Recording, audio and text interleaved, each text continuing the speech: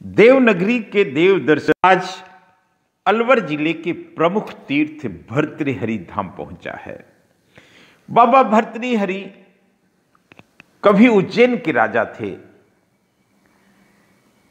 जिन्होंने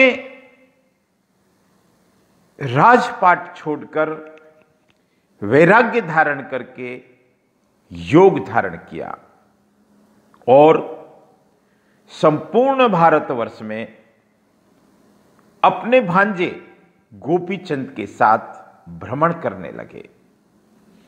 हम बाबा भर्तृहरि के धाम पहुंचे हैं, जो जंगल है, जहां जंगली जानवरों की भरमार है, सरिस्का का क्षेत्र है, तपोभूमि है, साधना भूमि है, योगियों की भूमि है, तपस्वियों सिद्धों संतों की भूमि है, जहां समाज का हर वर्ग पहुंचकर यहां शांति का अनुभव करता है, सेवा करता है, अपने जीवन को सार्थक बनाता है।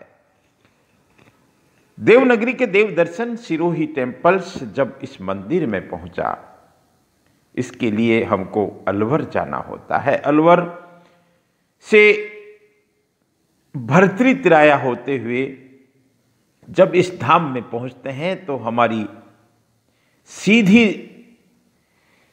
हमको सीधे दर्शन होते हैं यहाँ के जंगली जानवरों से, मूक प्राणियों से, पक्षियों से।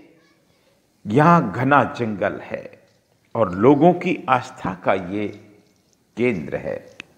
आज हम भर्तृहरि के उस इतिहास की जानकारी आपको देंगे जहां योग प्रमुख है।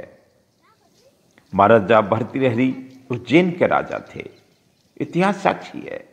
उनके भाई थे विक्रम, जो जिनके नाम से विक्रमादित्य बने, बाद में विक्रम संवत बना। उनकी एक बहन भी थी जो मेनावती के नाम से बंगाल के राजा की रानी थी। लेकिन यहां देखने की बात यह है कि उनकी बहन भी उतनी तपस्विनी थी जितने राजा भर्तृहरि थे। उनके भाई विक्रमादित्य भी महान राजा थे।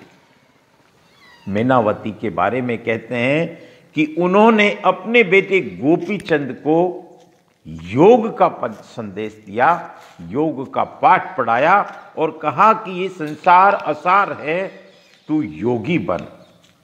ये सारे संसार के इस सुख चैन राजपाट को छोड़कर तू योगी बन। ऐसे महान तपस्वियों की भूमि है भर्तृधाम। भर्तृधाम के 3 पार्ट में आपको प्रमुखता से दिखाने की कोशिश करूंगा। जहां हम पहुंचे हैं, यहां बाबा भर्तृहरि ने 700 साल तक तपस्या की। गंगा प्रगट की, अमर गंगा, एक गूलर के पेड़ में चिमटा मार के, वो स्थान भी मैं आपको बताऊंगा। लेकिन आप आज मंत्र मुग्ध होकर इस स्थान को ध्यान से देखिए और अगर आपको अवसर मिलता है तो ऐसे स्थानों पर जाकर आत्मकल्याण के भाव ढूंढिए। आप यहां लोगों की अपार श्रद्धा है, लोग यहां पहुंचते हैं।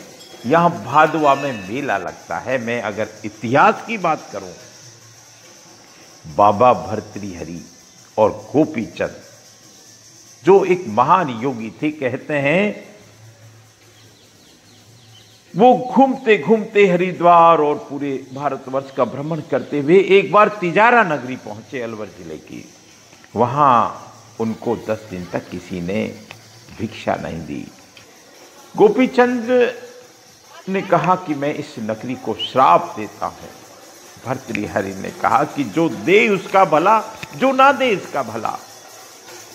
और ये बात किसी कुम्हार प्रजापति ने सुन ली और वो उनका शिष्य बना। उन्होंने कहा कि मैं आपकी सेवा करना चाहता हूं और उन्होंने कहा कि ठीक है, हम तेरी सेवा लेंगे, लेकिन जो तुम्हारा जो जहां बर्तन पकाते हैं उस जगह को बर्तन कच्चे रखना। ये उनकी लीला थी और जब उनके 12 वर्ष पूरे हुए तो वो उन्होंने कहा कि अब हम यहाँ से जाएंगे, और कहा कि अब तुम ये बर्तन, ये जो हाव होता है जहाँ बर्तन पकाते हैं, उसको छोड़ के तुम अपने घर चले जाना। और उनकी योगी की योग लीला से आधा जो हाव था वो सोने का हो गया। लेकिन उन्होंने एक बात उसमें लिख दी थी कि अलवर शहर तिजारा जहाँ तपे गोपीचंद भरतरी बारा, बाबा का हेत माई का कुहेत आधा कंचन आधा रेत। ये सच में अद्भुत तीर्थ है। आप इस तीर्थ को ध्यान से देखें। जब सोने की बात राजा तक पहुंचती है, राजा एक बार तो कुम्हार से सच्चाई पूछता है, उसको जेल में डाल देता है। लेकिन जब वो लिखा हुआ मिलता है, वो राजा को ढूंढते हैं, कुम्हार को धन्यवाद देते हैं। ऐसे महाराजा भर्तृहरि की महान गाथा आप देखेंगे, आप आनंदित हो जाएंगे साहब। मैं राजेंद्र नरूखा, देवनगरी के देव दर्शन सिरोही टेम्पल। हम जिस स्थान पर अब देख रहे हैं, कहते हैं वहाँ 700 साल तक महाराजा ये लोक भाषा में अपनी भक्ति प्रकट कर रहे हैं, भाव प्रकट कर रहे हैं। बड़ा अद्भुत चीज है बाबा भर्तृहरि का।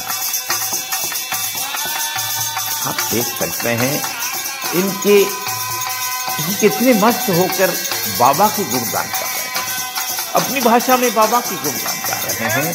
ये सच में यहाँ पहुँचने के बाद आनंद की अनुभूति होती है। भादवा में मेला लगता है, पहले बैसाख में लगता है।